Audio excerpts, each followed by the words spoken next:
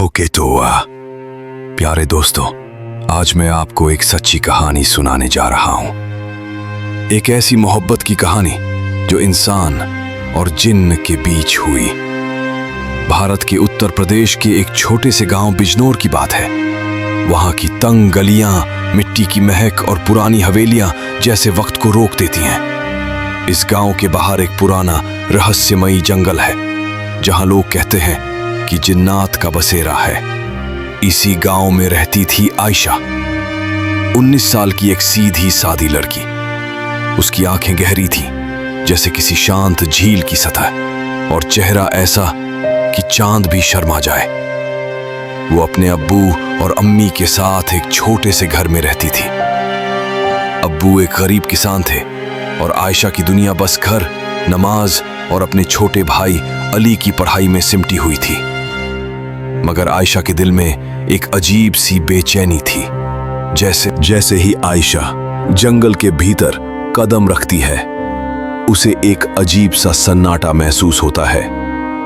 पेड़ों की टहनियां हवा में सरसराती हैं और दूर से जैसे कोई सिसकी ले रहा हो। आयशा की टॉर्च की रोशनी झपकती है और अचानक बुझ जाती है। वो घबरा जाती है।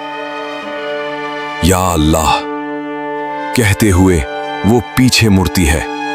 तभी एक भारी रहस्यमयी आवाज गूंजती है, रुक जाओ आयशा। आयशा सिहर उठती है। कौन है? मेरा नाम कैसे जानते हो? धुंध के बीच से एक लंबा, रोशनी सा चमकता शख्स सामने आता है। उसकी आंखें सितारों जैसी चमकती हैं और उसके जिस्म से गुलाब और चंदन जैसी खुशबू आ रही होती है। वो कहता है, मुझे लोग जिन्न कहते हैं, मेरा नाम है जफर। आयशा कांपती आवाज में कहती है, मैं अपने भाई अली को ढूंढ रही हूं, मुझे मत डराओ।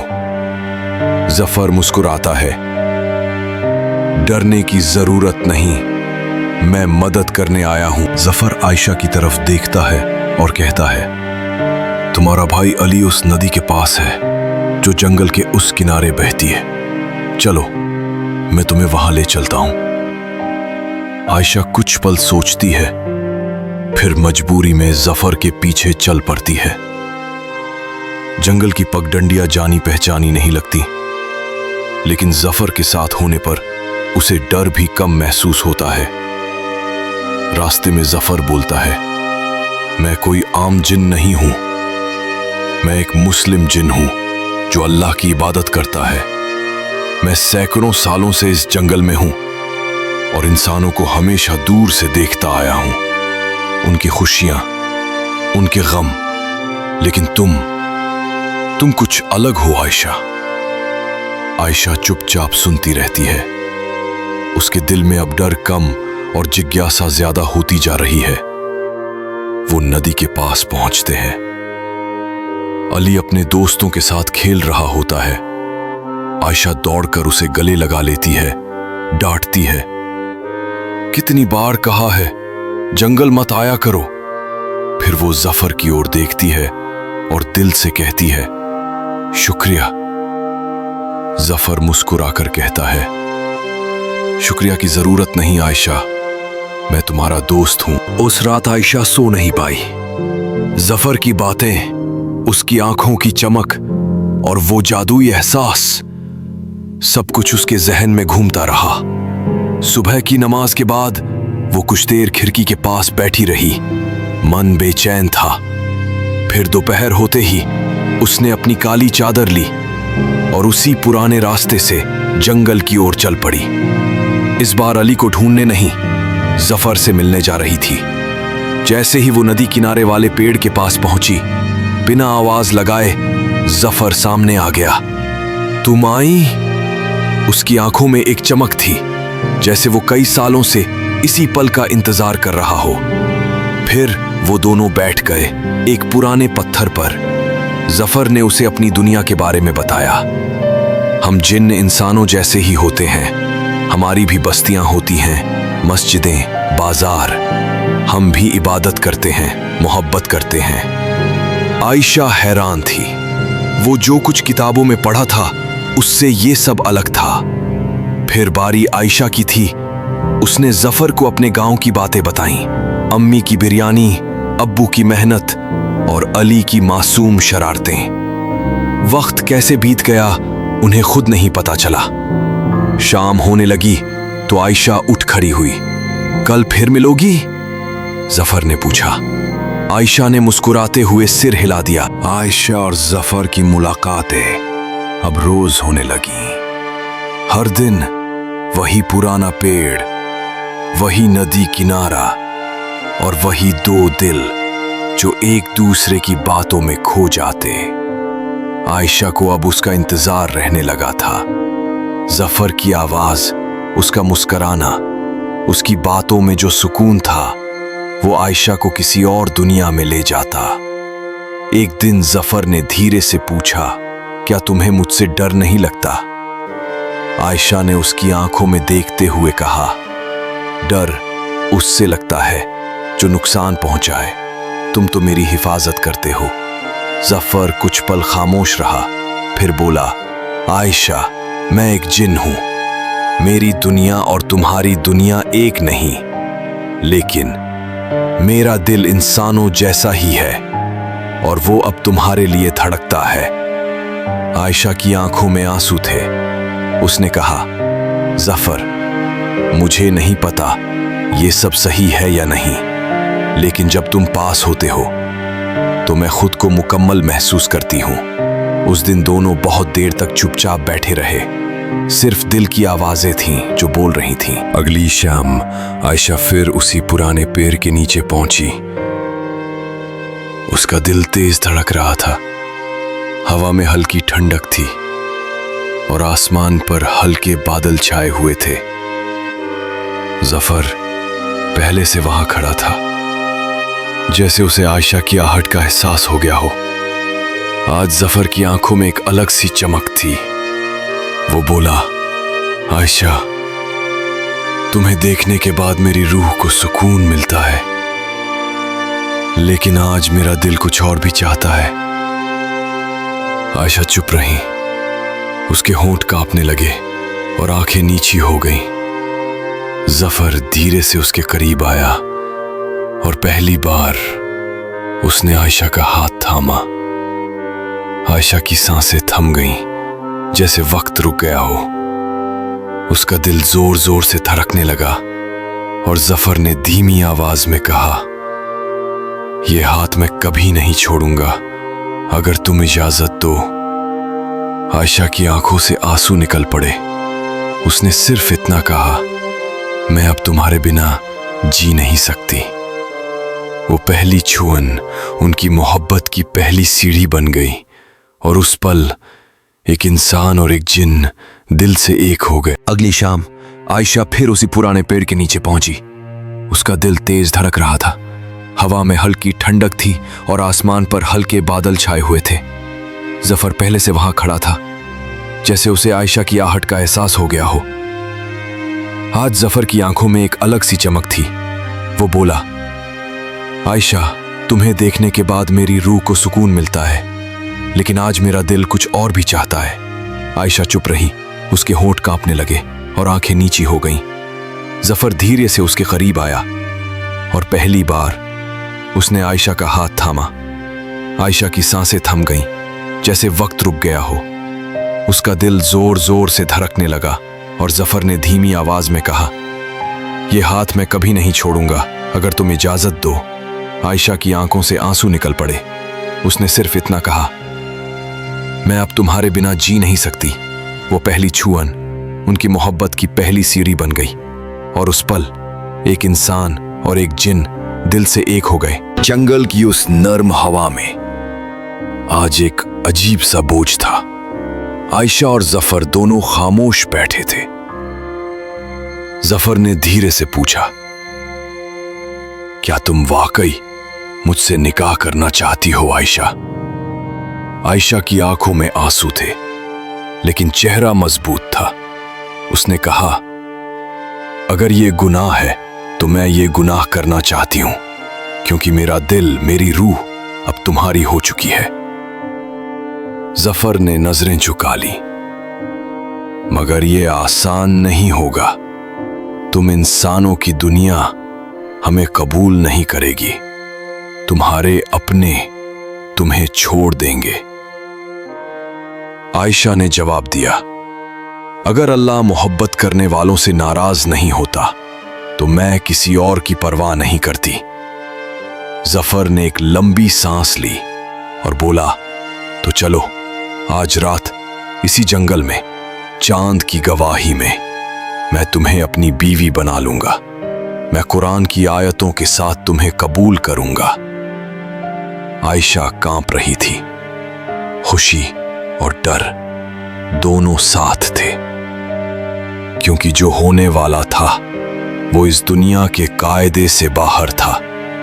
क्या एक जिन्न और इंसान का निकाह मुकम्मल हो पाएगा? निकाह के बाद आयशा और जफर की जिंदगी में एक नई शुरुआत हुई। लेकिन ये दुनिया, खासकर इंसानों की दुनिया, हर बात को सहन नहीं करती। आयशा के परिवार और गांव वाले जब ये बात जानते हैं तो उनका रुख कड़ा हो जाता है। कई लोग कहते हैं ये रिश्ता तो नासमझी है, गलत है।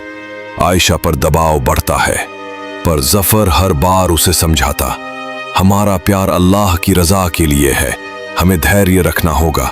इंसान और जिन के बीच की ये मोहब्बत समाज की बंदिशों और डर के सामने डिगती नहीं। आयशा अपने प्यार के लिए लड़ रही है और जफर अपनी दुनिया से जुड़े हुए खतरे से लड़ता है। लेकिन क्या ये प्यार इन मुश्किलों में बच पाएगा, या फिर समाज और नियमों की दीवारें इस कहानी को तोड़ देंगी? समय बीतता गया और नूरजहां और जफर के रिश्ते को कई इम्तिहानों का सामना करना पड़ा। कुछ लोगों ने उन्हें अकेला करने की कोशिश की तो कुछ ने उनके प्यार को कमजोर करने की, पर जफर ने नूरजहां को समझाया, प्यार और ईमान दोनों मजबूत होना चाहिए, असली इम्तिहान यही है। नूरजहां ने अपने दिल की आवाज सुनी और साहस जुटाया। उसने अपने परिवार से बात की, उन्हें अपने प्यार के बारे में समझाया। धीरे धीरे कुछ लोग उनके जज्बे को मानने लगे। जफर भी अपनी दुनिया में शांति के लिए लड़ रहा था। उसने अपने जिन्न साथियों से समझाया कि इंसानों से मोहब्बत करना कोई गुनाह नहीं। कुछ ने उसे माना तो कुछ विरोध करते रहे, लेकिन नूरजहां और जफर ने हार नहीं मानी। उनका प्यार और विश्वास एक मिसाल बन गया। दोनों ने मिलकर दिखाया कि सच्चा प्यार चाहे कोई भी हो, धर्म, जाति या दुनिया की सीमाओं से ऊपर होता है। और यहीं पर उनकी कहानी खत्म नहीं होती, बल्कि एक नई शुरुआत होती है।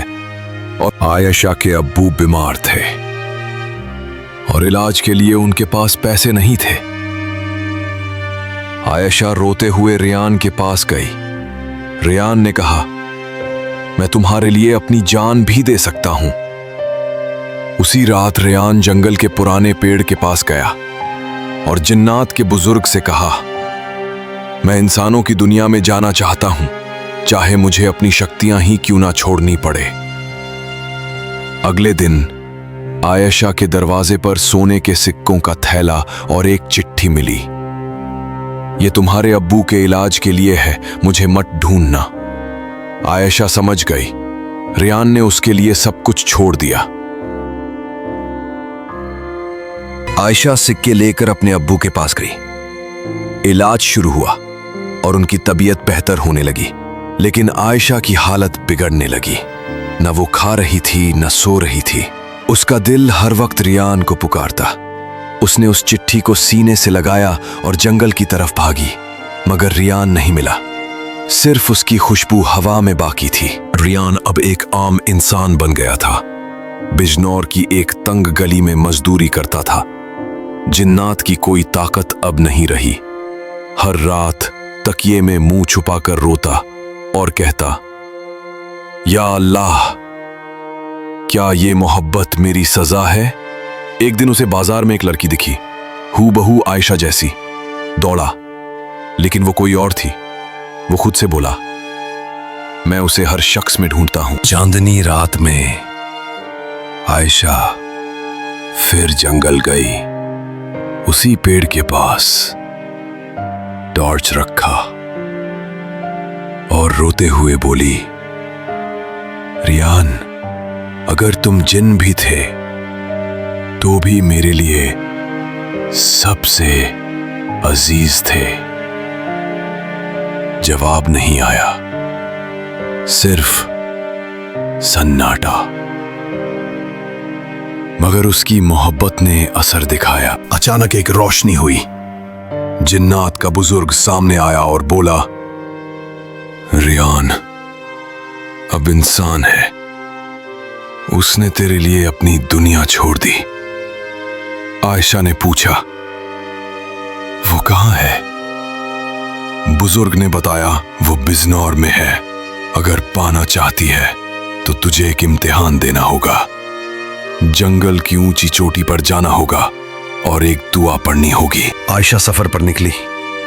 रास्ते में एक बुरी औरत मिली जो अचानक गायब हो गई। फिर एक शेर मिला जो दुआ सुनकर चला गया। आखिरकार वो मकबरे पर पहुंची और दुआ पढ़ी, या अल्लाह, जो तेरे लिए कुर्बानी दे उसे अपनी रहमत से नवाज। दुआ के बाद रोशनी हुई और रियान सामने खड़ा था। मगर उसने कहा, हमारा मिलन अभी मुमकिन नहीं। तेरी मोहब्बत ने मुझे यहां तक पहुंचाया है, लेकिन कहानी अभी खत्म नहीं हुई। रियान को जिन्नात के बुजुर्ग ने बुलाया और कहा, अगर इंसान बनना है तो तुझे एक शैतानी जिन से लड़ना होगा। रियान तैयार था। उसे एक अंधेरी गुफा में ले जाया गया जहां शैतानी जिन उसका इंतजार कर रहा था। इस शैतानी जिन ने हमला किया, मगर रियान ने कुरान की आयतें पढ़ी, बिस्मिल्लाहिर्रहमानिर्रहीम। आखिरकार रियान ने सजदा किया और दुआ मांगी और शैतानी जिन जलकर राख हो गया। बुजुर्ग ने कहा, अब तू इंसान बन सकता है। जा अपनी आयशा के पास।